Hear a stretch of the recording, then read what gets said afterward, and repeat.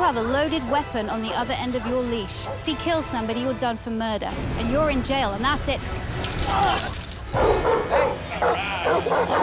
Casper is just like a registered weapon. He has the capability to kill. He's just very misbehaved. He's just the devil.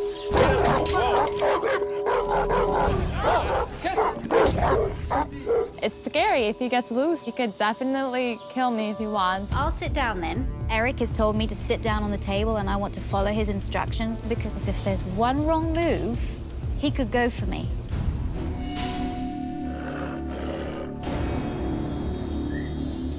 Let's go. Casper. I'm gay and I can't stand it. Casper, get over here. Whatever you do, never act scared. Sit down. Drop. Oh, dear God. Casper. When Casper has exhausted himself and calmed down, Victoria can take a closer look. You bring that dog. Hey, lay down. Lay down. Lay down.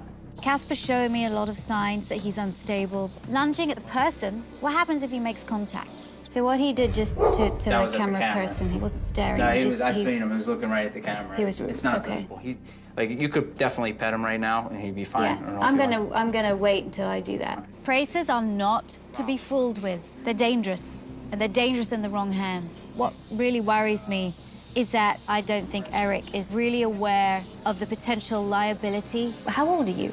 I'm 20 years old.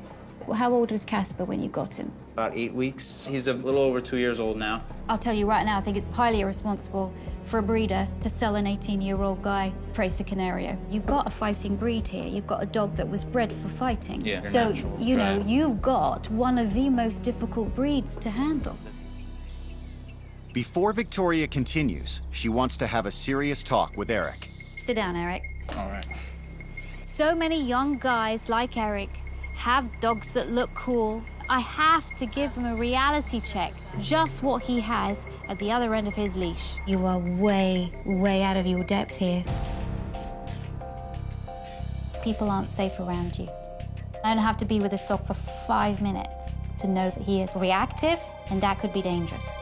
One day, he's gonna say, that's it, I'm done. I don't think he would ever snap on me, to be honest with you. My bond with him is that strong. You shock him enough times, believe you me, you're going the right way to make it happen. 20 years old, of course this dog's never gonna do anything to him. I know better, because I've seen it happen. Okay, Eric, come over here. Victoria sees Casper showing signs of aggression, so she takes Eric to a local canine training facility that deals with dogs that have aggressive tendencies. I want to introduce you to Mike here and Earl. They do specialized dog training for very hard breeds of dogs that are very aggressive or are showing tendencies to be reactive. And the reason why I wanted to bring you here is, first of all, so you could meet them and see what they do, because they're 20 minutes away from you. These guys are a resource. Training Casper could be a 6 to 8 month process to get him to a place where he's comfortable and you're comfortable with him and he's more confident. So, Mike, could you tell me a little bit about what we're gonna see here? You're gonna see what a bully breed is capable of doing. He's gonna run, he's gonna bite Earl on the arm. It's gonna look very scary. I want to show Eric the power when a bully breed does launch themselves at somebody. I have to give him a reality check, just what he has at the other end of his leash. He's so friendly. Why don't you give me your money?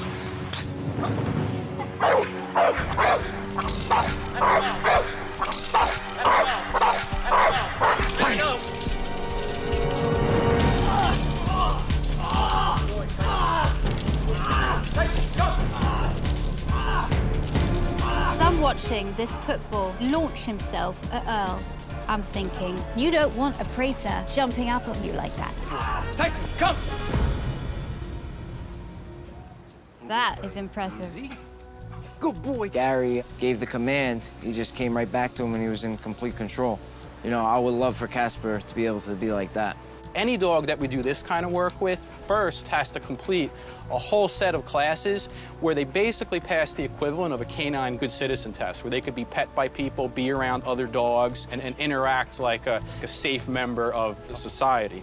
The key thing with his dog is that his dog is confident and very social around people. He doesn't have this reactivity as Casper does. Casper's unstable. You have a loaded weapon on the other end of your leash. If he kills somebody, you're done for murder, and your dog gets put down. I just don't want that to happen. It could be really tough to change this 20-year-old's mind, but there might be a little chink in the armor. Maybe a little light is getting through. With Eric recommitted to training with Victoria, she takes on one of Casper's biggest problems. Tell me your worries about Casper at the door when somebody rings the doorbell. We get pizza delivery, something like that, and they'll ring the doorbell, so that right away wiles Casper up. And he'll run to the door and start barking like crazy, scratching at the glass. So he now has a ritual and a habit of behavior. What happens if it changes? What happens? The doorbell rings, but you do nothing.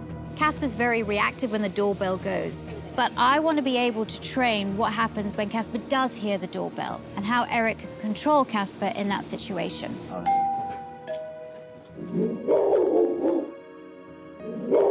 Don't do anything, and don't look at him.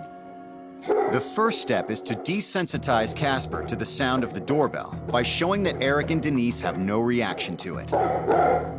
Just be barking, barking. It's hard to get him to stop. The process must be repeated again.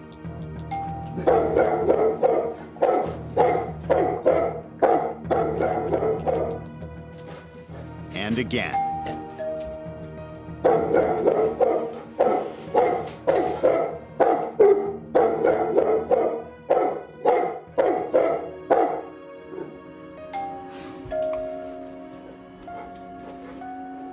Finally, Casper starts to catch on, and Victoria can add the next step to the training. It's important to have somebody helping me in this training, A, to ring the doorbell, but then to be that person standing behind the door so that Casper can go from seeing nobody at the door to seeing there's somebody there. Put him into a sit and stay.